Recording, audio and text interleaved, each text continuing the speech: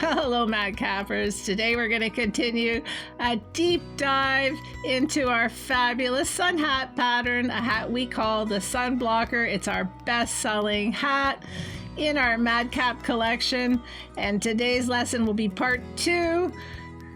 If you haven't seen part 1, there's the thumbnail right there in the right hand corner, and I'll put a link below in the description because I recommend that you watch part 1 before you attempt part 2. So we have a paid pattern that includes instructions and the template for that edge piece, and the link will be in the description below, as well as a free pattern. And you don't need to leave any personal information, but you do need a PDF reader, and the link for the free pattern will be in the description below as well. Now, part 1 featured a tie and toggle to adjust the size at the back, and we use those notches on the band to place our tie, and today we're going to use those notches to place belt loops. If you haven't seen the first video about how to use heat and bond, I recommend that you go back and look at how I made the brim with the heat and bond, but I'm going to show you a second way to make the brim, and I'm going to use the heavyweight sew-in interfacing and a medium weight fusible interfacing. The heat and bond method is definitely more wrinkle resistant, but both work excellent. You'll be happy with both results. And here's what we're making today, folks. We're dressing up our Sunblocker with belt loops, and I'll show you how to make a scarf as well. So here's just a refresh on the heat and bond, and with both these methods we're going to build from the bottom up to the top, and everything that is stabilizer related will be fastened to the top piece of our brim first. So we're layering. We've got our bottom layer, our black fabric, then our heavyweight sew-in interfacing, then our medium weight one-sided fusible interfacing, then our lovely cotton linen for the top of our brim. The medium weight fusible interfacing is going to be attached to the back side of our top brim layer, which in this case is a natural cotton linen. And now we've applied the heat and it's fused, and we have 3 layers instead of 4. And now we're going to sew that sew-in heavyweight stabilizer to those 2 top pieces. And we'll just go all the way around all the edges of our brim with an edge stitch. And now we're going to sew on our black layer. So the right sides are facing out, the wrong sides are facing in towards the interfacing, and we're going to leave an opening on each end of about 3 inches or 7.5 centimeters, and join the back seam like this, so we have a nice crisp back seam. And I'm using my regular seam width of 3/8 of an inch or 1 centimeter. And I do the first bulky 3-layer top piece of my brim, and now I will do my under brim, and I'm sewing the right sides together and just manipulating it so I can get those edges cleanly away from the rest of the brim. And I will sew those together, and I'm going to match those back seams as best I can, and I'm going to open them up, and then I'm going to finish closing that outside edge with an edge stitch. As I go over the seams, I'm going to make sure they're open underneath, and then I'll go along the inside curve of my brim and do the same thing. And at this point I add my Madcap hat label. So that is how you make the brim without heat and bond, but please go back to video number 1 to watch how I made the brim with heat and bond if you want to use heat and bond, which is wrinkle free virtually. So we're going to use those same 2 stabilizers to make the band of our hat, as well as a layer of the beautiful cotton linen and some cotton broadcloth, poly broadcloth actually, for our lining, and ribbon from Michaels that is 5/8 of an inch wide or 16 millimeters wide. We have our edge piece, and I have my brim ready in the heat and bond, and some 1/8 of an inch or 3 millimeter elastic for the lining, which is going to replace the cord and the toggle for helping to make the hat feel good when it's on your head. So I'm cutting out through all my layers. I have 4 layers there, 2 layers of stabilizer, my outside hat cotton linen, and my lining layer. And I'm going to cut 2 pieces of ribbon for my belt loops. My ribbon piece is extra long because it's going to be folded down on top of itself to make a belt loop. And I've cut 5 inches or about 13 centimeters of ribbon. Apply some heat to fuse my medium weight stabilizer to the back of my linen piece, and now I'll sew the heavyweight layer on with a decorative stitch using my fancy machine. It's like a wave stitch. I use it on all of my sunblockers. And now I'm going to fasten the bottom edge of my belt loops in place with an edge stitch. And I've used pins to help hold them. It's a curved band, so you want to position them on the right side first and pin them in place. And now I'm going to mark the place where I'm going to fold the ribbon to make that belt loop. And for me, I'm going up about 4.5 centimeters from the bottom edge, or 1 3/4 inches. And you'll notice that the ribbon is centered on those notches, on the 2 notches on the band. And I'll do that on both sides. I'll mark with my white chalk pencil where I want that fold to be. And I'm going to sew up one side of the ribbon up to that fold line, turn, and go back and forth to help reinforce that fold edge. And then I'll come back still within the ribbon on the other side of the ribbon to the bottom edge again, fold the ribbon in half. And we'll come back across that end of the top piece of ribbon and create our little loop channel by sewing that end down. And there it is again, one more time for you to see. And sew that open edge down right at the edge of our band. And we'll just finish attaching the heavyweight sewing interfacing to the rest of the band.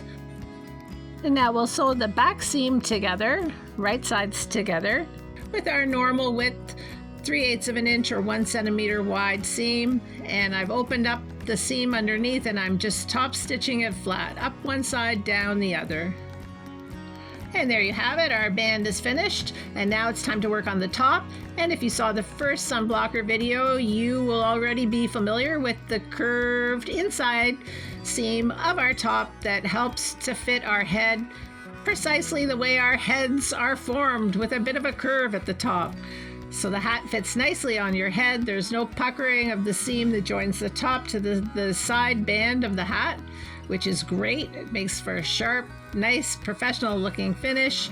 And I'm sewing through again, all layered. So the back of my fabric is going to have a fused medium weight interfacing stabilizer layer, and I'll just press some heat on that top layer, turn it over, press some heat on the other side, and now my 2 pieces of fuse are attached. And I'm just going to turn them right sides together and sew along that center seam with my regular seam widths of 3/8 inch or 1 centimeter. And I'll do it for the outside layer of my top as well as that black lining layer. Now for the top layer, I'm going to do that double-sided top stitch. So I've opened up my seam and I'm going to go up one side and come back down the other with a nice neat top stitch on either side of that center seam. Pivot and come back down the other side. And I've changed thread colors a lot with this hat, so I'm using the same color as the fabric just so it blends in nicely. And now I've switched back. I've got black in the bobbin and the natural color on the top so that you can see what I am doing. I only did 1 row of top stitching on my lining, so I pushed my seam over to one side and top stitched on top of that. And now I'm joining my top and my lining together, matching up the seam ends together, using an edge stitch to join the 2 pieces about 1/4 inch or 6 millimeters wide. And I'm just going to make sure that I have a center notch in my brim. I've got my center notch cut in my band, and now it's time to join the 2. So I will match up the back seams, pin them together, right sides together, and I've also clipped together at the center where the 2 notches meet. And I'll just ease in the band as I go all the way around with my average seam width of 3/8 inch or 1 centimeter, and then come back and go over and over sew my starting point rather than doing some reversing back and forth. Over sewing is fast and easy, especially when you're in production sewing. So now I'll just sew together the back seams of my band lining, and I think you're going to enjoy this part because this is another way to do your lining, which adds some comfort to the fit. So I'm going to make use of those notches, and I've just sewed down that back seam flat by doing a top stitch on one side, and I'm going to add elastic from one notch to the other, which if you looked at my measuring tape was about 10 inches or 25 centimeters. And I'm going to use about 7 inches or 18 centimeters of my 1/8 inch wide or 3 millimeter wide elastic. And you can adjust that length to fit the comfort for your own head. And I'll just use my little magnet measure guide, which is my very favorite handy tool, to set a depth from about 1 inch or 2.5 centimeters up from the bottom edge of my lining. And starting at that one notch on the wrong side, I'm going to just stretch the elastic as I sew and sew down the middle of that elastic as best I can, and stretching it out as I go to create a little bit of hidden elastic on the inside of the band at the back of the hat, which is just going to make it feel very comfortable. And I actually do this for all of my hats. I know in the first video, I just to make it a little bit easier to learn the whole process, I showed you how to make the hat just by using the cord and the toggle for your fit. But in fact, the Madcap hats have that elastic on the inside as well. If you want to go to that extra step, I think you'll find it's worth it, especially if you're going to sell these hats. Now it's time to sew the lining onto the brim and the band part of our hat. So we're going to sew the right side of the lining to the right side of our under brim, and we'll follow along that seam that we used to sew the outside band onto the outside of our brim. So the brim is sandwiched in between, and now when we pull up our lining, we're going to match our back seams of our lining and our band together. Match front notches if you have them, and do an edge stitch close to the edge to close up those two pieces and sew them together at the top.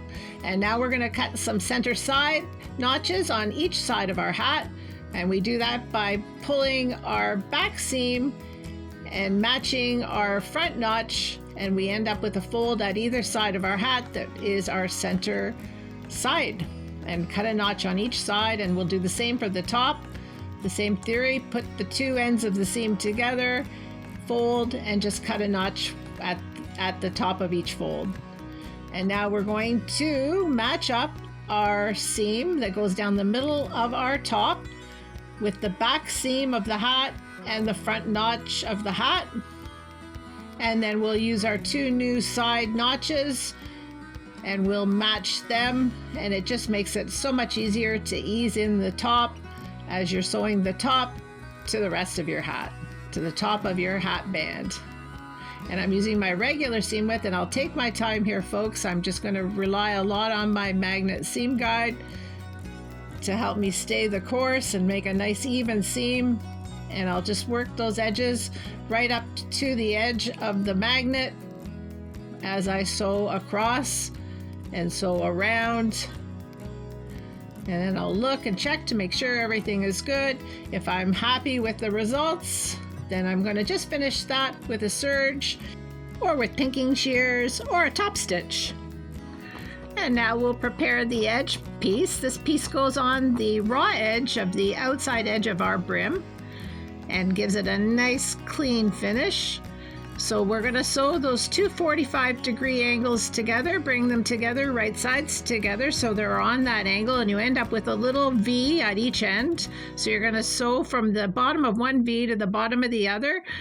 Set it up so that it's about your average sewing seam width. For me, 3/8 of an inch or 1 centimeter. And then I'm just going to flatten that seam out again by, yes, you guessed it, with a top stitch. So I'll sew up one side and down the other with the seam open underneath, so it's nice and flat. And that spreads the bulk of the seam out perfectly to create a beautiful edge for your hat. Now we're going to fold that piece in half lengthwise, and we will bring up the two raw edges together after we trim off these little pieces of fabric that are sticking out.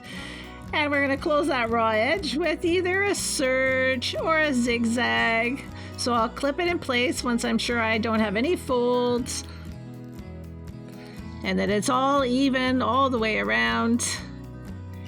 And on my first video, I closed that edge with a serge. This time I'll use my zigzag stitch, anything that you have on your equipment that will give you some stretch. And I'm going to center that angled back seam at the back of my hat, matching up the back seam of my brim. And here is the piece that you will cut. That's from my first video, and the measurements were there. If you have to go back and record those, please feel free to do so. The diameter of the brim edge is a little bit less than the diameter of the outside edge of our hat brim, so it needs to be eased in as we go. There are 4 rows of sewing that we use to attach our brim edge to the brim of our hat. So the first row is an edge stitch, and we're easing it in all the way around, and we're working from the underside of the hat. And now I'm going to move my magnet guide, my best friend, out a little bit. It's just a titch over ½ an inch, or at about 14 millimeters away from the edge of the hat. And that will be where we do row 2. So now you're going to pull out that folded edge of your edge piece away from the hat brim, and you're going to roll it over to the other side of the hat. So spacing it evenly, pretty much evenly, you'll have just a bit more on the outside, so you're going to be covering up your last line, your row 2 of sewing. You shouldn't be able to see the sewing on the right side of the hat. The folded edge should cover the sewing that you've done so far. And we're going to do row 3, and that's another edge stitch, just holding that fold in place. And we'll finish up with row 4, just about the width of your presser foot away from row 3, and just finishing it off nicely. And look at that, beautiful. We have a hat to dress, so we're going to make a scarf. Now my scarf template is about 5½ inches or 14 centimeters deep, and I'm using the entire width of this sheer fabric that was built for drapery. It's a semi-sheer fabric actually, so it's about 60 inches wide or 154 centimeters wide. And you can see there's lots of different options on the marketplace for fabrics that you buy that are actually created for drapery most likely, but make beautiful scarves. And you can use a scarf that you buy in a store as well. I prefer to use a narrow scarf, and that's why I prefer to make my own, but there certainly are narrow scarves on the marketplace.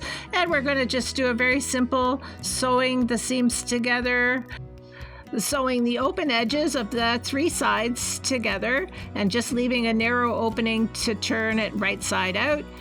And I'm using about my average seam width. You can make it slightly narrow if you want, and I'm just lining up those raw edges along the edge of my magnet as I go, and back stitching at my opening for turning right side out at both sides of that opening.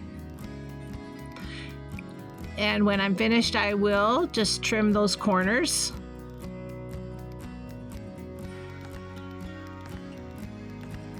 So I'll get a nice clean edge as I turn it right side out, and use my knitting needle to help with those little corners.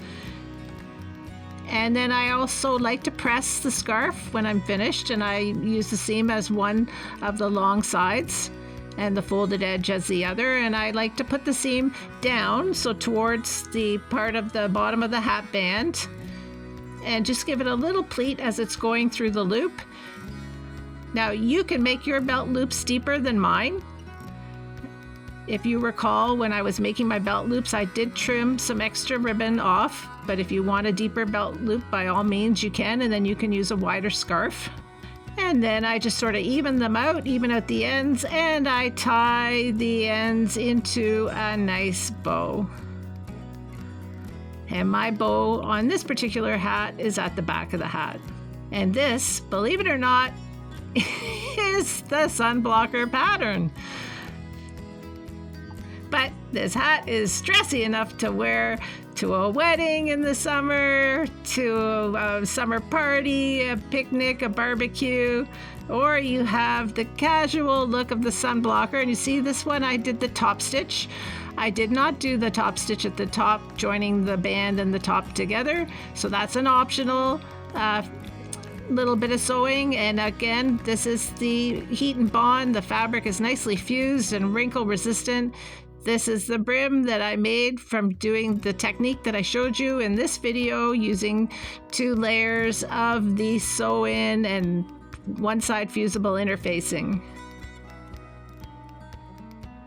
Your Sunblocker pattern can make a pretty fancy summer hat as well as a great casual one too. I hope you've enjoyed this video. Thank you for all your love and support. Like and subscribe. Stay tuned. Stay with us for Sunblocker number 3, some kids' sun hats, and so much coming up. I can't wait. Thanks for watching. See you soon. Bye.